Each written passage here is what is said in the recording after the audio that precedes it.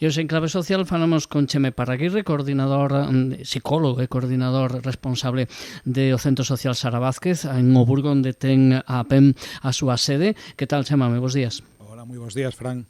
Esta tarde temos panxoliñas. Pois sí, hoxe pola tarde temos o sétimo certame de panxoliñas. Sabedes que todos os anos celebramos, cando está chegando o Nadal, pois un acto, unha celebración con todas as agrupacións daqui de Culleredo e da comarca, agrupacións culturais que se adican a cantar, fundamentalmente.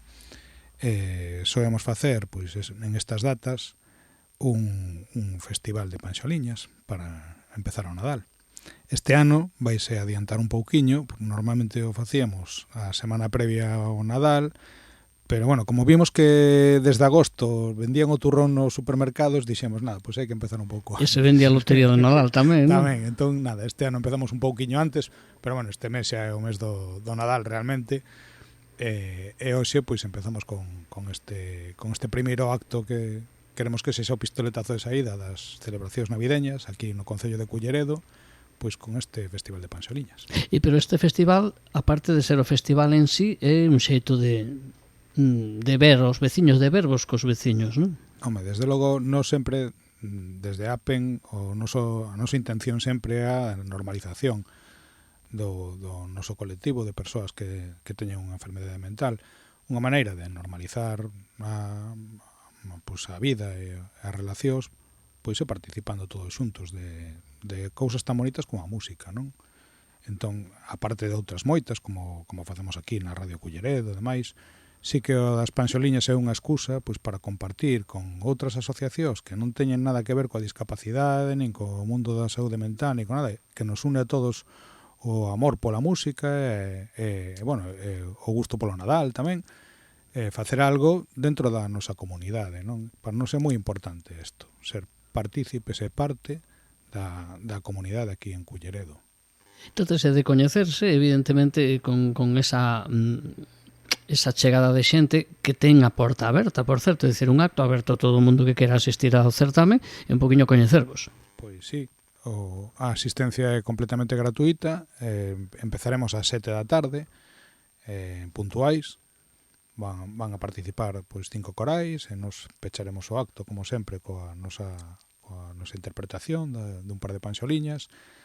Aproveitaremos tamén para ensinar un pouco pois, as cousas que facemos nos talleres do centro e demais. Bueno, é unha maneira de abrir as portas e de achegar a xente que veña a disfrutar da música, pois tamén un pouco do traballo que fan os nosos usuarios do centro durante todo o ano, non?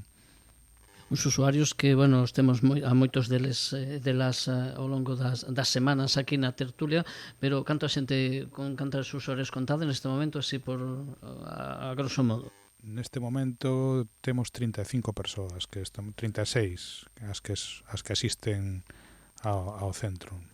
E como se chega ao centro? Traballades con outras institucións derivándoas ou son as familias as que solicitan os vosos servizos? Como funciona un poquinho a PEN para que a xente que nos escoita falar de a PEN todas as semanas aquí en Radio Culleredo, pero mellor non coñece tanto a institución? Ese é o motivo, non, de que fagades este tipo de actos? Pois sí.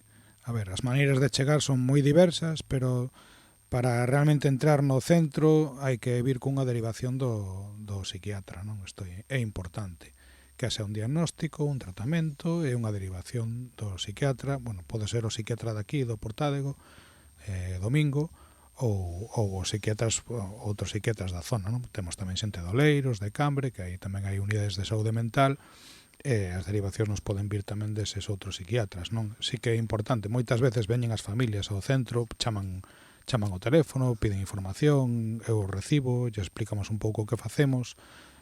O seguinte paso é que acudan ao psiquiatra que lles corresponda do Sergas, que comenten que teñen interese en vir ao noso centro, e a partir de aí, pois xa con esa derivación feita nos empezamos a traballar, non? Sempre en contacto, en coordinación coas unidades de saúde mental. Creemos que é importante que todos os elementos estén ben conectados, non? Moitas veces, por desgraza, os médicos psiquiatras teñen moitos pacientes e pouco tempo para dedicarlles a como se merecen, non? Eles mesmos son conscientes deso. Eso fai que parte de información que pode ser importante pois non saia nunha entrevista de 5 minutos. No noso traballo diario son moitas horas xuntos nas que vemos moitas cousas, nos contan moitas cousas, e moitas veces pois eso é unha ferramenta importante tamén para o médico psiquiatra, pois para saber o estado real da persoa coa que está traballando. Creo que esa parte é importante porque é unha parte na que podemos facer un traballo de prevención, non? Nas enfermedades mentais moitas veces pois as crises non chegan de súpeto, sempre hai pois un proceso, non?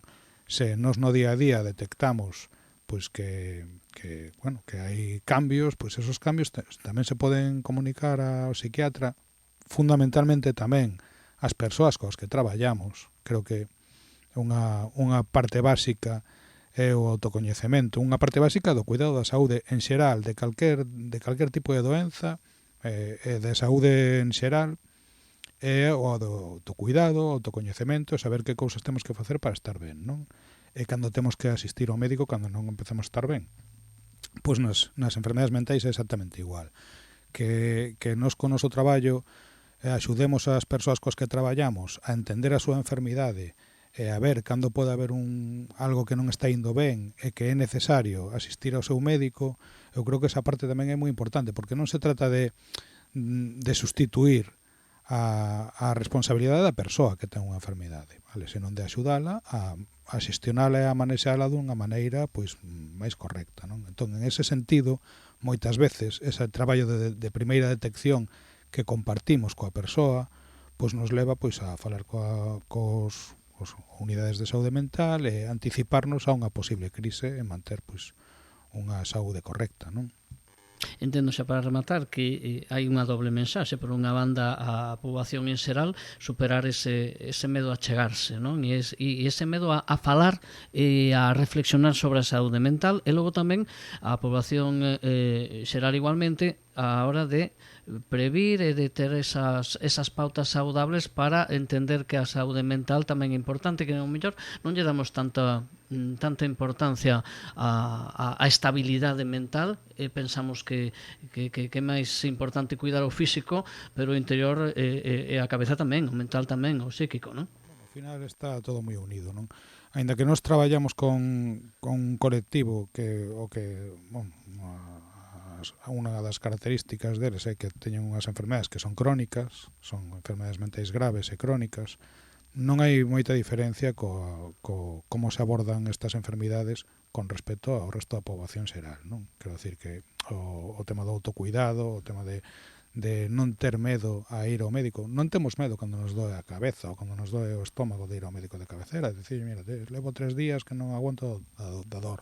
Pois tampouco hai que ter medo de enfrentarse ás dores psíquicas que todos en algún momento da nosa vida podemos padecer, independentemente de que esas sexan patoloxías máis graves ou non.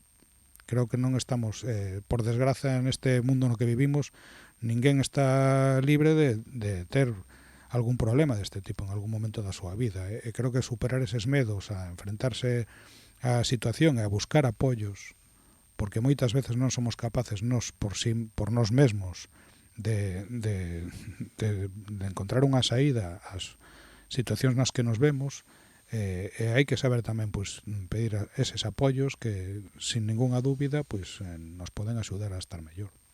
Ti cantas tamén as pansoliñas ou só cantan os usuarios e usuarias?